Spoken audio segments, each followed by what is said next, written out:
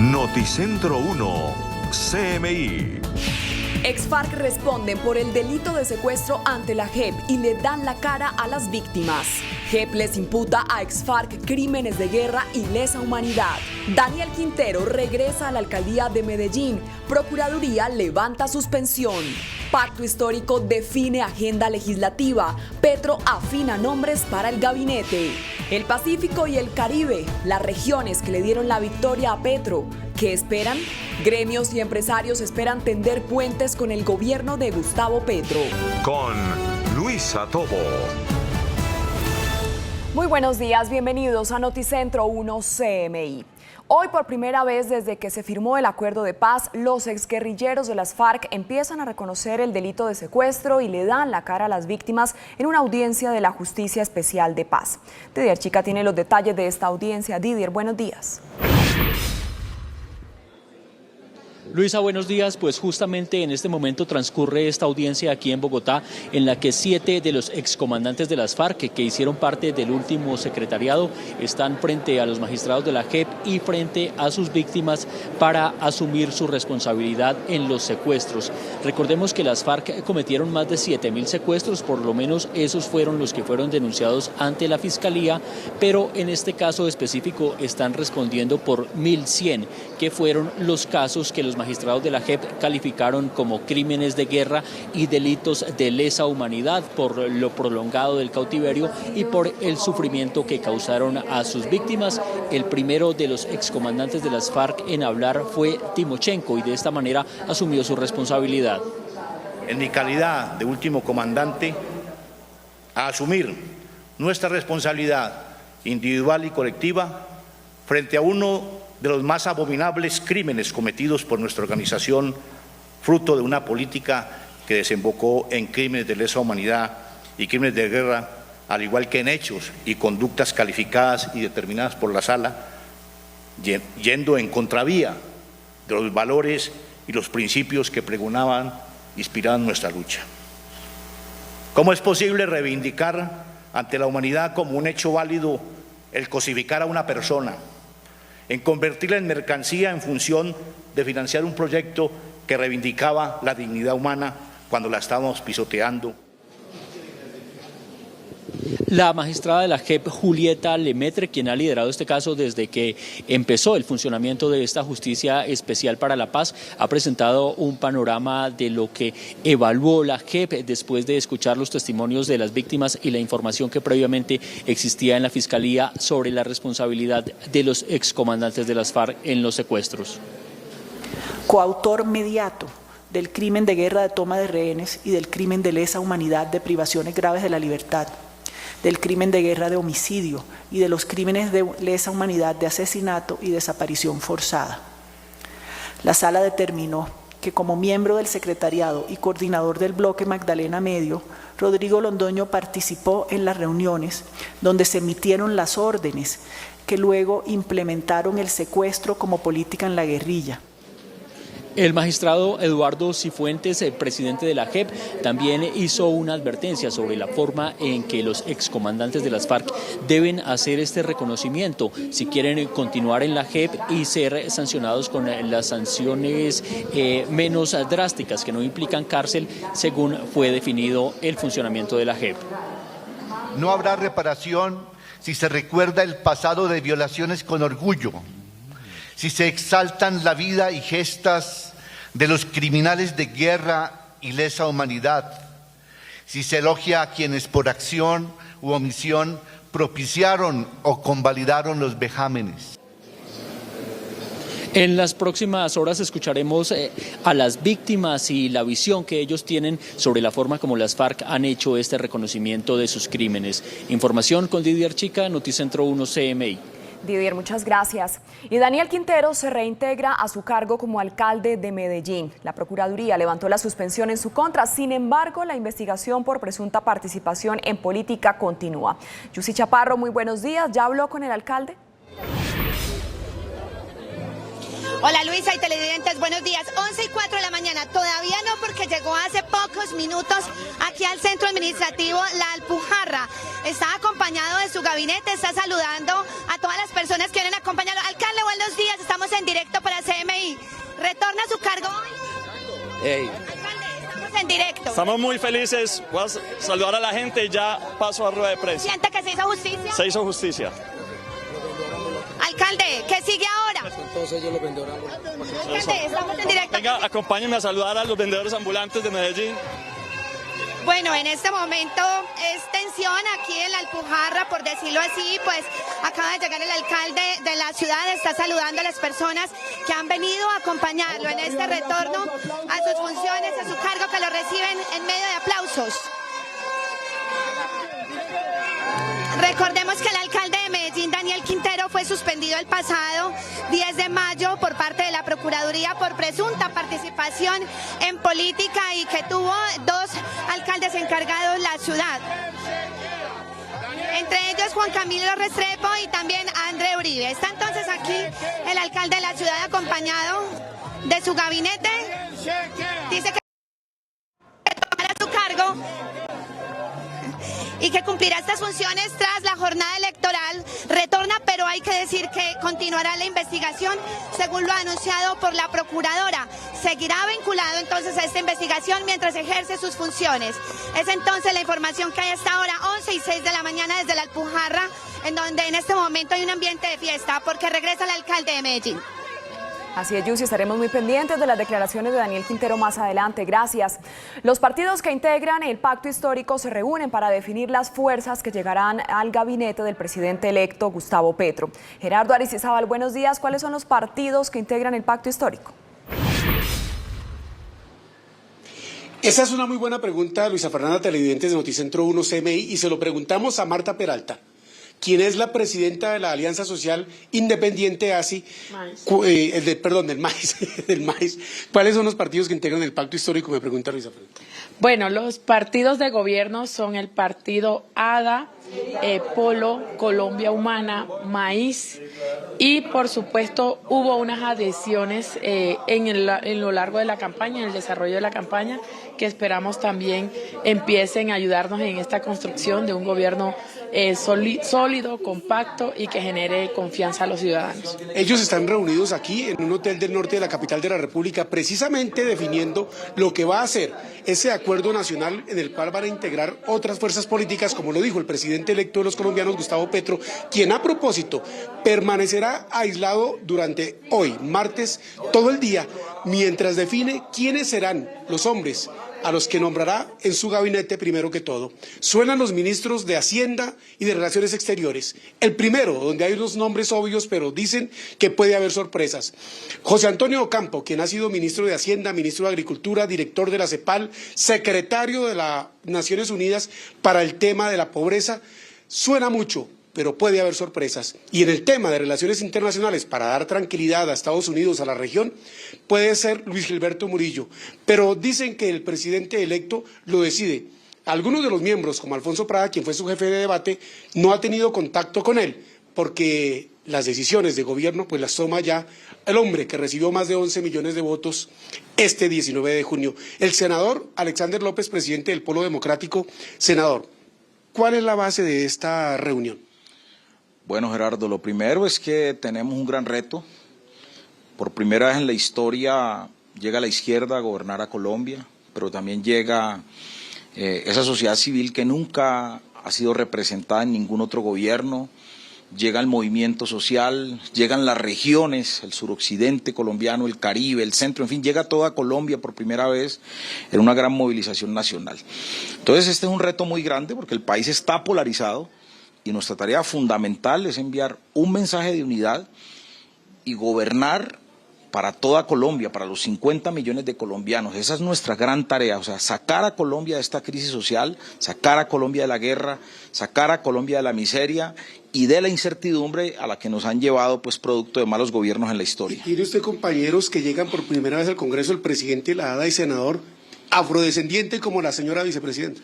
Sí, Paulino Riascos es senador, presidente del partido ADA, justamente viene del Pacífico colombiano y es parte de esas vocerías que nunca se han tenido en Colombia y que el pacto histórico, además de tener en su lista nacional al Senado, senadores y senadoras, el 50% mujeres, también incluye pues a los negros y afrodescendientes del país. Ese es un reto grande para ustedes porque esa Colombia de la periferia influyó mucho, se veían pancanas llenas de votantes, chivas llenas de indígenas y por supuesto ustedes en el Chocó celebraron como nunca sus coterráneos.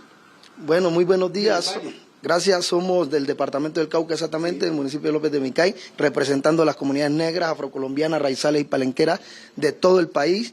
Y somos testimonio real de que este es un proyecto incluyente y que pensará en las regiones y en ese pueblo como el Pacífico, que con sus 2.500.000 votos respondió y dijo sí a este proyecto político. Muchas gracias. El senador Paulino Riascos, el senador del presidente del partido ADA, el senador Alexander López, presidente del partido Polo Democrático, la senadora Marta Peralta, presidenta del partido MAIS, 3 de los partidos políticos que hacen parte del pacto histórico y que representan desde la afrodescendencia, desde las comunidades indígenas y desde los sindicalistas, el proyecto político de Gustavo Petro que estaba reclamando años, en los 200 años de historia republicana precisamente, de tener un gobierno que tenga esa representación. Como dijo alguien en un análisis político, lo que se expresó el domingo fue el deseo de superar el hambre y la inequidad social en Colombia. Desde el norte de Bogotá, Gerardo Aristizábal, Noticentro 1, CMI. Gerardo, muchas gracias. Y ante las expectativas del nuevo gobierno que iniciará el 7 de agosto, los gremios y empresarios le hicieron un llamado al presidente electo, Gustavo Petro, para atender puentes. Luisa Fernández está con el presidente del Consejo Gremial. Luisa, muy buenos días. Muy buenos días a ustedes en estudio y a todos nuestros televidentes. Con más de 11.200.000 votos fue elegido Gustavo Petro como el nuevo presidente de Colombia, quien se va a posicionar el próximo 7 de agosto. Ante este triunfo de Gustavo Petro hay varias inquietudes, propuestas, incluso desde el mismo domingo varios gremios de la economía colombiana han salido a pronunciarse y a invitar al doctor Petro a que se siente con ellos para dialogar temas de sus propuestas, de su plan de gobierno y de muchas otras que involucran a la economía del país. Precisamente a esta hora me acompaña el presidente de FENALCO, quien es además también el presidente del Consejo Gremial Nacional, Jaime Cabal. Doctor Cabal, hablemos precisamente de cuáles son las inquietudes por parte de los gremios para expresarle al presidente electo Gustavo Petro. Bueno, muy buenos días, Luisa, saludos en estudio a todos los televidentes. Bueno, son muchas inquietudes, las hemos venido hablando desde el comienzo. Creemos que el país necesita un marco de diálogo y de concertación. Ahí el Consejo Gremial ha abierto una puerta para ayudar a construir esas políticas públicas, económicas, sociales e igualmente para hacer respetar los derechos, digamos, de los empresarios dentro del marco de las libertades económicas, individuales y colectivas. Hay inquietudes frente al nombramiento de su nuevo equipo de gobierno, especialmente el equipo económico, que va a ser fundamental. O sea que pues se abre un marco de expectativas grandes en el manejo económico, el crecimiento de la economía, continuar esta senda de crecimiento en la cual estamos va a ser supremamente importante, sostenerlo, la generación de empleo, la formalización de tantos trabajadores y empresas informales, la reducción de la pobreza, muchos retos en los cuales estamos dispuestos a ayudar a trabajar en pro del beneficio del país. Presidente, muchas de las propuestas en campaña se vinieron desdibujando, incluso se modificaron a medida que se fue acercando el 19 de junio. Varias de esas propuestas ustedes desde un inicio dijeron no eran viables. ¿Cuáles son las reformas que para ustedes podrían darse en el marco de la economía colombiana? A ver, hay que primero viabilizar y uno de los planteamientos que hemos hecho es que el presidente ojalá de aquí al 7 de agosto pueda aterrizar algunas de las propuestas. Está planteada una reforma tributaria de una cifra supremamente importante de 50 billones. No tenemos claro de dónde van a salir y obviamente el sector privado prácticamente financió la última reforma tributaria. Hay un nivel de impositivo supremamente alto. No hemos mirado si parte de esa reforma va a incluir una reducción fuerte del gasto público y también del tamaño del Estado, que es parte de los gastos burocráticos que hoy se desvían y que podrían ser invertidos en proyectos y programas económicos y sociales. Hay muchas inquietudes. ¿Qué va a pasar con el tema del petróleo, que también lo ha planteado? Si esa transición energética va a ser gradual o a una velocidad alta. Igualmente, ¿cuál es el marco del desarrollo de los sectores económicos de los cuales ha hablado, de la agricultura, del comercio, de la industria, del turismo? O sea que hay mucho trabajo de aquí en adelante. De manera muy corta, una de las abanderadas propuestas de Gustavo Petro es fortalecer la economía nacional para la misma Colombia. ¿Qué va a pasar con las exportaciones? Las exportaciones deben estar en el primer lugar, digamos, de las prioridades económicas. El país necesita disminuir el déficit de la cuenta corriente, incrementar sustancialmente sus exportaciones, diversificarlas.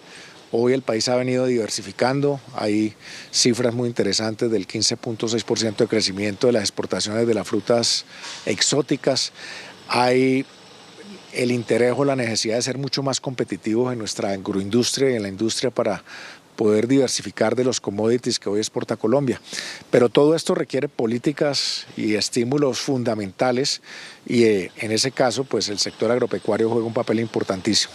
Muchas gracias, presidente. Pues no solo FENALCO espera la cita con el nuevo presidente electo de Colombia, Gustavo Petro, sino también la SAC, entre otros gremios, por ejemplo, los constructores, con quienes también hemos hablado para saber cuáles son sus propuestas en cuanto a este nuevo gobierno que va a llegar a partir del 7 de agosto. En otras noticias, a partir del jueves también ha anunciado la gobernación de Cundinamarca, va a empezar la construcción del Regiotran Occidente, que va a beneficiar a municipios como Funza, Facatativá, también Madrid, y los va a conectar con Bogotá. Son 17 estaciones de este nuevo medio de transporte que se va a empezar a construir a partir del jueves y además en los que se podrán transportar por día más de 140.000 personas. A las 12 del mediodía tendremos más detalles de estas dos noticias. Continúe usted con más en estudio. Así es, Luisa, gracias. Mientras tanto, nosotros hacemos una breve pausa en Noticentro 1 CMI, pero ya regresamos con más información. Seguimos en Noticentro 1 CMI. Una de las regiones donde el presidente electo Gustavo Petro logró ampliar su votación en relación con la primera vuelta fue en el Caribe colombiano. Jorge Castro, muy buenos días. ¿Por qué ganó en esta región?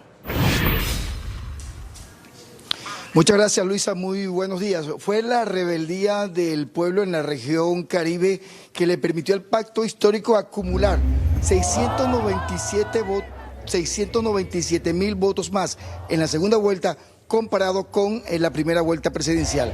Senador electo Pedro Flores del Pacto Histórico, ¿qué ofrece y qué respuesta tiene para la región Caribe el Pacto Histórico? Muy buen día. Buen día. Bueno, la reivindicación total del territorio caribeño que, como tú lo mencionas, se volcó masivamente el pasado 19 de junio a elegir a Gustavo Petro como el primer presidente costeño del siglo XX y del siglo XXI. La reivindicación que está pendiente desde hace décadas para el Caribe colombiano se va a lograr en la presidencia de Gustavo Petro. Ese desarrollo agroindustrial, ese desarrollo turístico, esa transición energética que va a estar apalancada en el sol y en el viento del Caribe y por supuesto el desarrollo del turismo como potencial económico y de desarrollo para la región Caribe. Muy amable. Otra preguntita, senador. Hay mucha preocupación de la región de La Mojana, que usted ha dicho hoy recibió de 10 llamadas, 8 de la región de La Mojana, pidiéndole una solución al eterno problema de las inundaciones y los desbordamientos por problemas con los ríos Cauca, con el río San Jorge y toda esa región. ¿Qué le dice el Pacto Histórico? ¿Qué le responde el Pacto Histórico a esta región del Caribe? La Mojana y especialmente la Mojana sucreña tienen un lugar de privilegio dentro de los propósitos de gobierno de Gustavo Petro. El problema histórico de la Mojana han sido sus inundaciones. Allí se requiere, como lo han dicho los habitantes, una canalización, una sedimentación de los 3 grandes ríos, Cauca, San Jorge y Magdalena, así como de los respectivos caños y ciénagas. Y hacia allá le va a apuntar el gobierno de Gustavo Petro a la solución de los problemas de la Mojana, especialmente el problema de la inundación. Pero no solamente esto, la Mojana también será objeto de trabajo para el tema de la Universidad de La Mojana, el tema de los hospitales tanto de Guaranda como de Sucre y todo el tema de desarrollo agroindustrial, porque todos conocemos que estas son zonas fértiles, tierras productivas, en donde los campesinos solamente reclaman herramientas para trabajar. Y en el gobierno de Gustavo Petro aspiramos a reivindicar esta deuda aplazada históricamente con La Mojana. ¿Y qué va a pasar con el tema de la pobreza en regiones como el Magdalena y La Guajira? Generación de empleo, disminución de la informalidad, a partir de la transición energética, del desarrollo de las energías renovables, a través del desarrollo turístico y por supuesto del desarrollo agroindustrial. Muy amable al senador Pedro Flores, el senador electo por el pacto histórico, que ganó, como decíamos, en la región Caribe con un amplio margen, incluso ampliando la diferencia y la votación de la primera vuelta presidencial. Más adelante tendremos otros detalles de esta noticia desde Barranquilla. Miles de manifestantes llegan a Quito en el 9º día del paro nacional contra el presidente Guillermo Lasso. La mayor huelga ferroviaria en 30 años genera caos en el tráfico en el Reino Unido y afecta a millones de pasajeros. Y el fiscal general de Estados Unidos visita Ucrania para tratar los crímenes de guerra cometidos por Rusia. Las noticias del mundo en Noticentro 1 CMI.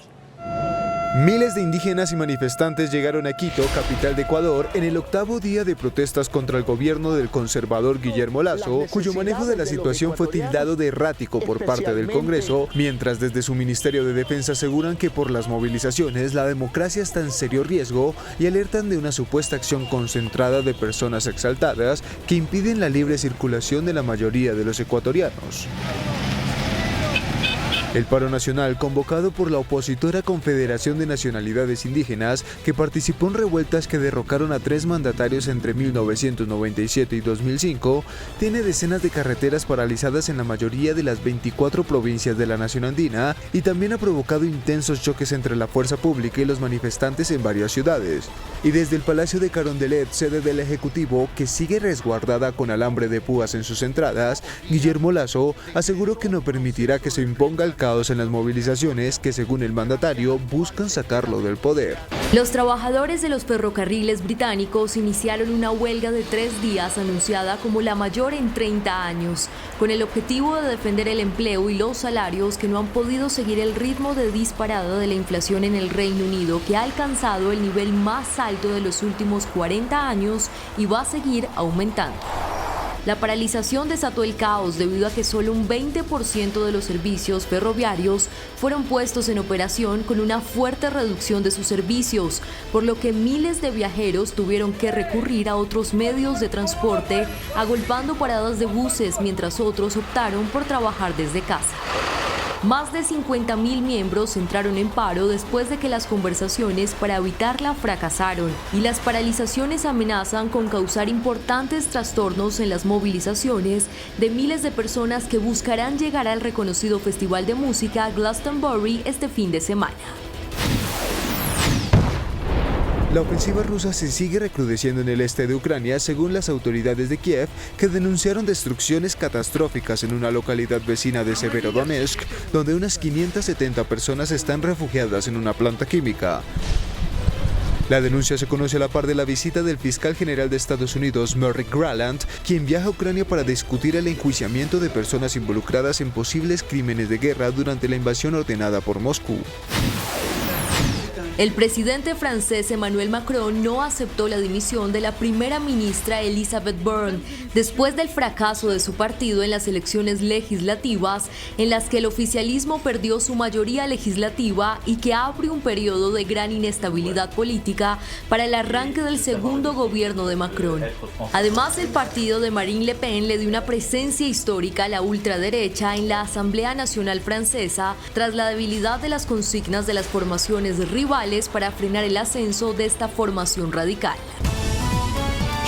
En mi calidad de último comandante, a asumir nuestra responsabilidad individual y colectiva frente a uno de los más abominables crímenes cometidos por nuestra organización. Ex-FARC responden por el delito de secuestro ante la JEP y le dan la cara a las víctimas. JEP les imputa a ex-FARC crímenes de guerra y lesa humanidad. Daniel Quintero regresa a la alcaldía de Medellín. Procuraduría levanta suspensión. Pacto histórico define agenda legislativa. Petro afina nombres para el gabinete. El Pacífico y el Caribe, las regiones que le dieron la victoria a Petro. ¿Qué esperan? Gremios y empresarios esperan tender puentes con el gobierno de Gustavo Petro. Con Luisa Tobo. Seguimos en Noticentro 1 CMI. En un hecho histórico, hoy los antiguos comandantes de las FARC reconocen más de 20.000 secuestros ante sus víctimas en una audiencia de la Justicia Especial de Paz. El máximo comandante de la antigua guerrilla, Rodrigo Londoño, dijo que fue un crimen atroz. Didier Chica, ¿cómo avanza la audiencia? Buenas tardes. Luisa, buenas tardes. Pues la audiencia avanza como estaba previsto con la intervención inicialmente de Timochenko, quien reconoció que los secuestros fueron una política general de la organización de la guerrilla de las FARC y que sus máximos comandantes dieron la orden de secuestrar a personas con tres propósitos. Primero, para buscar el intercambio humanitario por guerrilleros presos, como política de financiamiento y como política de control territorial en varias regiones del país, donde causaron gran sufrimiento a miles de familias. En mi calidad de último comandante, a asumir nuestra responsabilidad individual y colectiva frente a uno de los más abominables crímenes cometidos por nuestra organización, fruto de una política que desembocó en crímenes de lesa humanidad y crímenes de guerra, al igual que en hechos y conductas calificadas y determinadas por la Sala, yendo en contravía de los valores y los principios que pregonaban, inspiraban nuestra lucha. ¿Cómo es posible reivindicar ante la humanidad como un hecho válido el cosificar a una persona, en convertirla en mercancía en función de financiar un proyecto que reivindicaba la dignidad humana cuando la estábamos pisoteando? De parte de las víctimas, hasta el momento ha hablado el ex representante de la Cámara del Departamento del Huila, Orlando Beltrán, quien estuvo 6 años secuestrado por esta guerrilla y ha dicho que estando él en manos de las FARC pudo darse cuenta que la guerrilla no tenía ya ningún fundamento político, sino más bien fines económicos. Las FARC no era otra cosa sino una empresa criminal que le causó un enorme dolor a la sociedad y al país.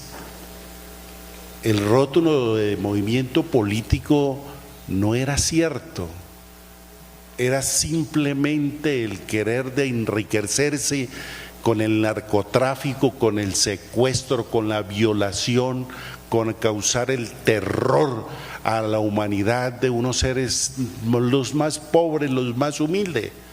Lo mismo que de pronto, o de lo mismo que hizo los señores esos paramilitares, causarle dolor al pueblo colombiano. El excongresista víctima de las FARC también dijo que en lo que han dicho hasta el momento pues todavía falta mucha información. Por ejemplo, exigió que se revele si hubo cómplices políticos que hayan instigado a la guerrilla a cometer estos secuestros. Información con Didier Chica, Noticentro 1, CMI. Didier, muchas gracias. Y los partidos y movimientos que integran el pacto histórico siguen barajando nombres para proponerle al presidente electo, Gustavo Petro, perfiles que integren su gabinete. Gerardo Aristizábal está con el senador Iván Cepeda. Gerardo, buenas tardes. Luisa Fernanda, en esta reunión que adelantan los 5 partidos que integran el pacto histórico, que entran desde el 7 de agosto a ser partidos de gobierno, hemos retirado un momentico de la reunión del senador Iván Cepeda del Polo Democrático. Senador, ¿qué significa ese voto de gente que nunca se había expresado en las urnas como lo que vimos el domingo a favor de Gustavo Petro? Gracias, Gerardo. Yo creo que había un país silenciado durante décadas que no tenía la posibilidad de expresarse. Por primera vez ha logrado de una manera absolutamente clara encontrar el camino a las urnas y a través de, yo diría, millones de votos expresar su voluntad de un cambio en el país que tenga como protagonistas también a esas comunidades. Usted toda la vida ha sido oposición, su papá fue oposición, asesinado por ser miembro de la Unión Patriótica. Va a ser gobierno a partir del 7 de agosto dentro de una bancada, que desde el Congreso respalda al presidente electo. Eso implica un reto grande porque ahora no es decir, sino hacer. Correcto, y escuchar. Nosotros no vamos a imponer simplemente por nuestra visión las decisiones. Queremos construir en un diálogo con otros partidos, con otras fuerzas, un acuerdo nacional. Y estamos en disposición de atender sus reclamos, sus visiones, para que no se diga que vamos a actuar de una manera autoritaria. A diferencia de otros gobiernos, sí vamos a escuchar a la oposición y a los independientes. Ese acuerdo nacional, dice Petro, debería ser incluso con Álvaro Uribe. Precisamente Álvaro Uribe está imputado por una denuncia suya. Bueno, pero una cosa es la confrontación política y judicial antes del del 19 de junio y otra después. Hoy somos gobierno y mi comportamiento, si usted me lo pregunta personalmente, es acoger lo que ha dicho Gustavo en términos de abrir un diálogo. Así que también me uno a ese llamado al expresidente Álvaro Uribe de que busquemos una salida conjunta, dialogada a los grandes problemas del país. El espíritu de reconciliación entonces que tienen hoy los miembros del pacto histórico que contribuyeron desde las diferentes regiones, desde su fortaleza política, a elegir a Gustavo Petro como el presidente número 108 en la historia republicana de Colombia. Desde el norte de Bogotá, Gerardo Aristizábal, Noticentro 1, CMI. Gerardo, muchas gracias. Y el Pacífico colombiano es una de las regiones más golpeadas por las condiciones sociales y económicas y también es una región donde Gustavo Petro logró una votación histórica. Sebastián Bedoya está con la vicepresidenta electa, Francia Márquez. Sebastián, buenas tardes.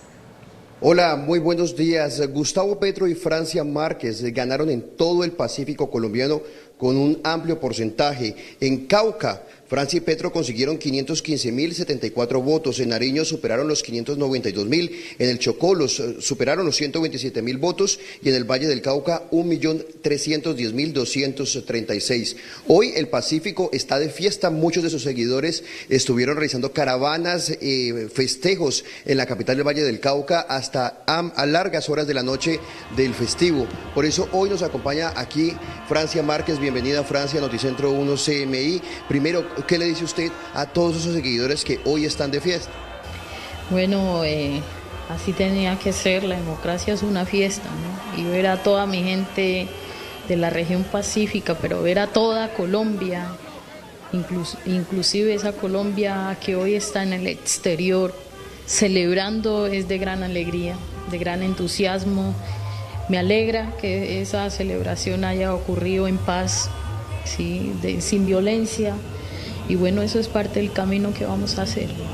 Francia, ¿cuáles son esas deudas que tiene el Estado con el Pacífico? Bueno, las deudas del abandono del Pacífico son enormes, pero la principal deuda con el Pacífico es garantizarle la paz. Mi pueblo, mi gente está sufriendo el conflicto armado, está sufriendo la violencia y hoy su presidente Gustavo Petro, Francia Márquez, se compromete con la paz.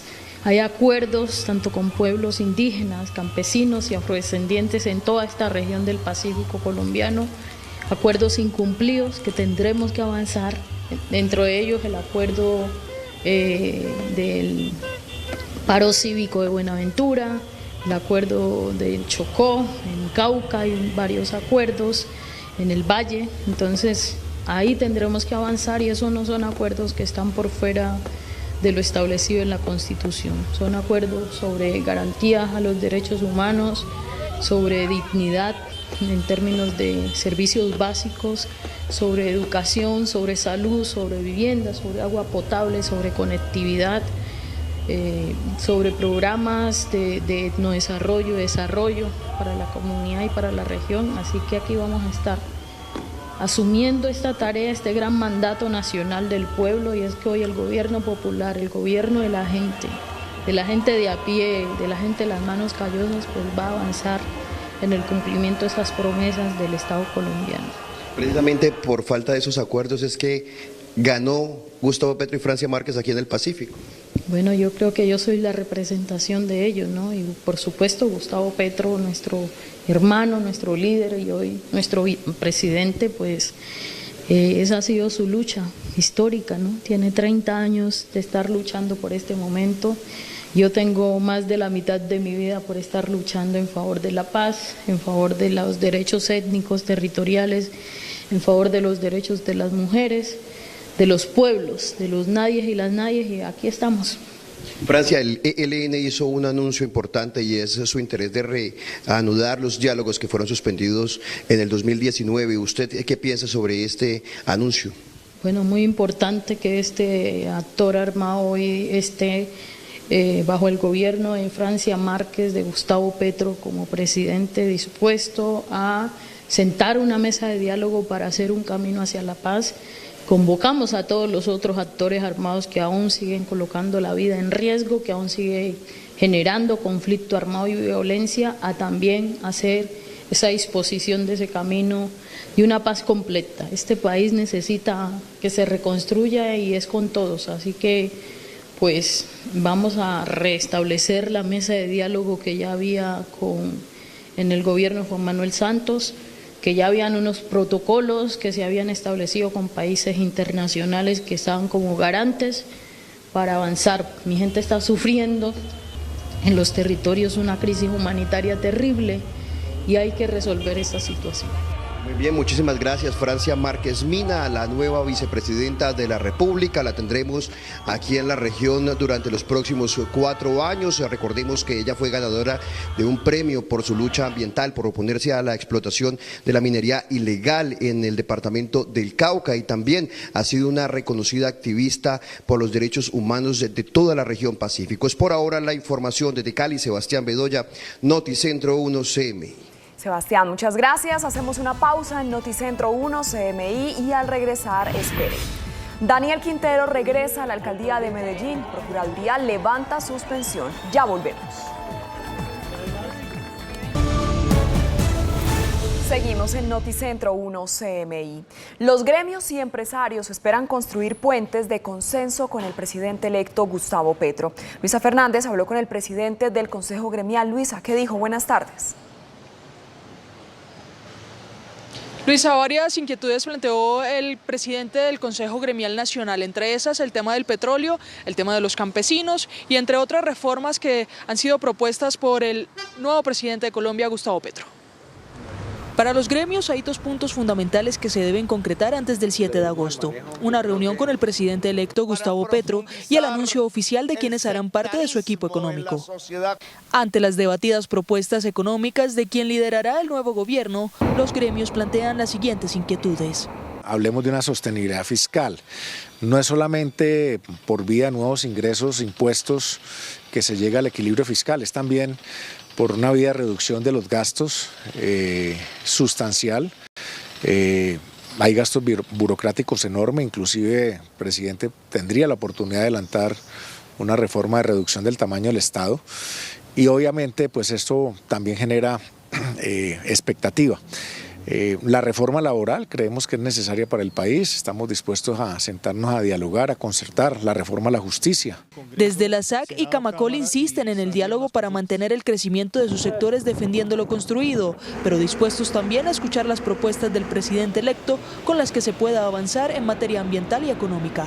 Él tiene la oportunidad de unir a Colombia, de acabar con la polarización y, por supuesto, de gobernar no solamente para los millones de colombianos que votaron por él, sino también para quienes no lo hicieron.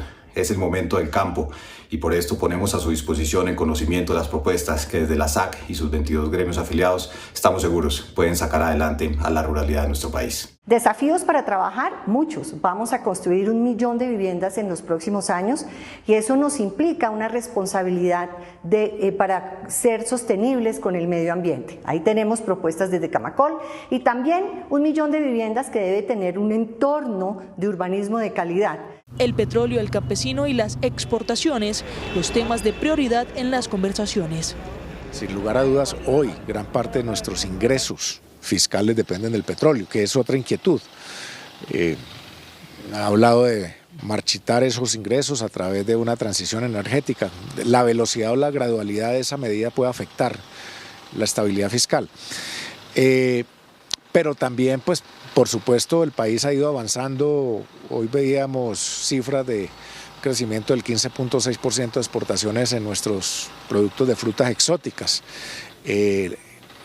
Básicamente el país debe volcarse a construir una oferta exportable mucho más amplia. Desde los distintos sectores se comprometen a trabajar para cerrar brechas sociales y laborales, como la pobreza, el desempleo y la informalidad.